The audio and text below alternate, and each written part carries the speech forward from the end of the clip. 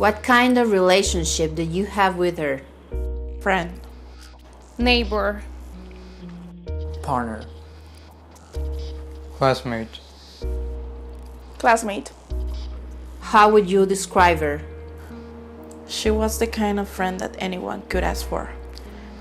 Everyone in high school was green with envy about her. She was pretty, she was popular, with a strong personality, you know. When you were with her, you will easily disappear. Everyone in the neighborhood knew that she was such a streetwalker. And every time I bumped into her, she was with different guys in different cars, arriving so late. And she was always showing off things that she couldn't afford, not for a girl in high school.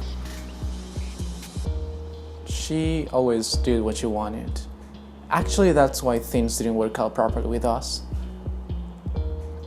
I repeatedly told her that her defiance would make her lose everyone's respect.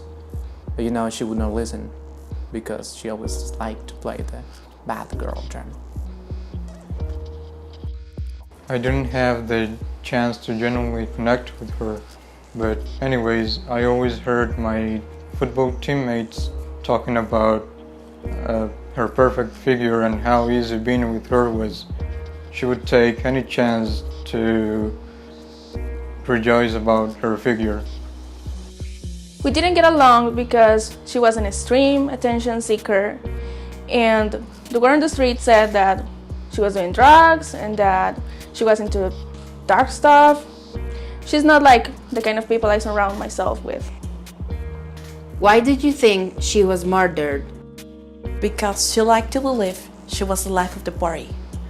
I mean, I knew she had enemies, but I never thought these things would wind up that way.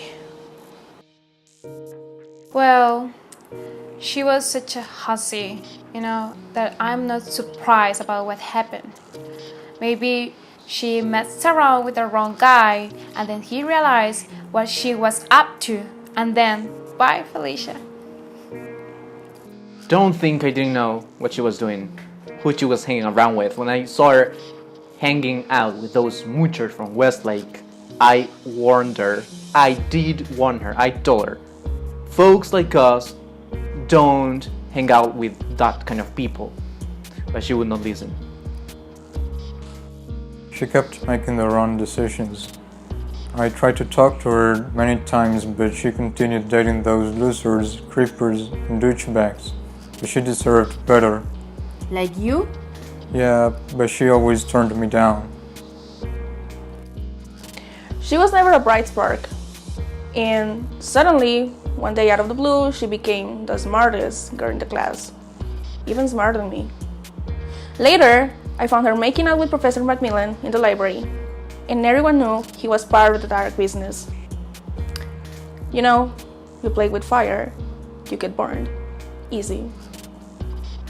Did you notice any change in her behavior during the last days? She was always okay with compliments. They boosted her confidence. Yet, lately, every time we'd hang out, she seemed very nervous. I guess it was because she started to get even more catcalled than ever before. Some of the witnesses said that you were fighting with her the night she was murdered. Why did you leave her alone if you knew she was being harassed? If you consider the fact that cars wouldn't stop coming at her department, a change. You kinda gave away the fact that you didn't like her. However, at this point, I'm sure you even hated her. Why? Look, I checked your phone and your browsing history, and I believe you were planning something. Why did you want to buy a gun? I can't tell whether she changed or not.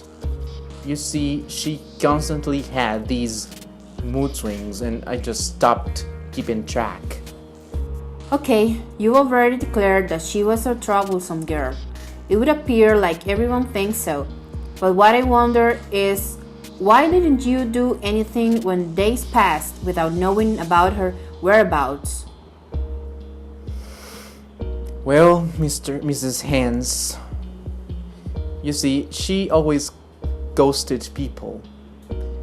And after the first 3 failed attempts, I stopped leaving messages. It never bothered me, to be honest. That's funny. I've got this recording that implies it did bother you. I didn't notice anything weird at all. Since she'd become tired of me because of my warnings, she'd picked on me during the last days. Whenever I approached her, she would simply leave without saying a word. Hence, I thought it was normal. And why were you keeping watch at 10 p.m.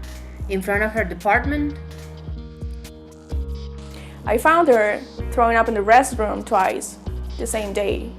But she made it clear to me that if I opened my mouth, she would get back at me. That's all I remember. We checked the school cameras. What exactly were you leaving in her locker the day before she was killed? Do you think she deserved it? No. Well, I don't know. Yes, she did. Totally. Of course not. But I would like to see my lawyer. I have no idea. I don't think anyone deserves to die that way, but she was kind of looking for it. Who killed her? Her decisions. Who killed her? Her lifestyle, of course. Who killed her? Her recklessness. Who killed her? Her selfishness. Who killed her? Herself?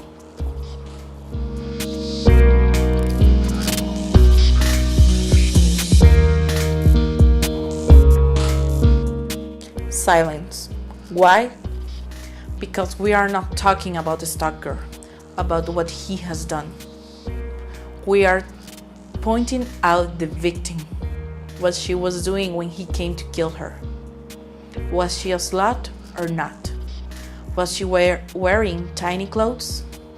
Was she drinking or doing drugs? But what about the guy who was touching her body? He was following her, saying nasty words that she didn't ask for. He was looking at her all the time in her neighborhood. He took her life like she was nothing. While we are here criticizing everything about her lifestyle, but we are not doing anything to help the next victim. The indifference. I think the killer was every person who knew about all her problems and didn't do anything. The indifference is always surrounding us. We women are not the property of anyone. We need to be respected and valued. We have to change our selfish mind and start having more empathy towards people. We can do something by speaking up.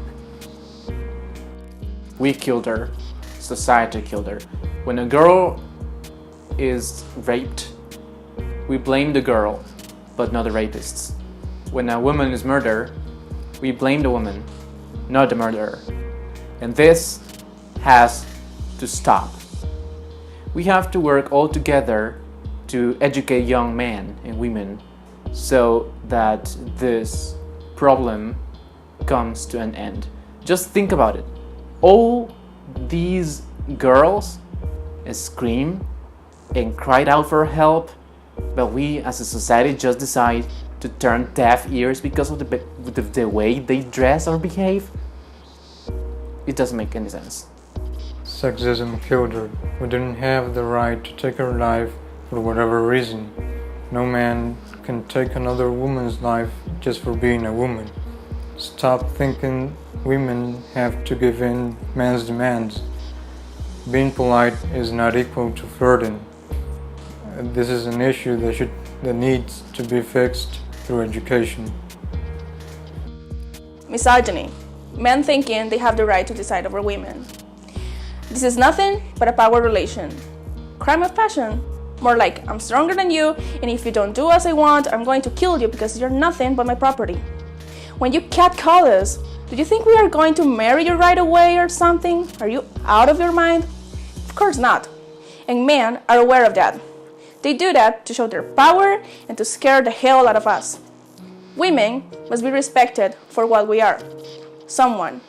We are human beings and we deserve to be treated with basic decency. Not because you have your mother, your sister, your daughter, because we are someone. And that should be enough for you to respect us.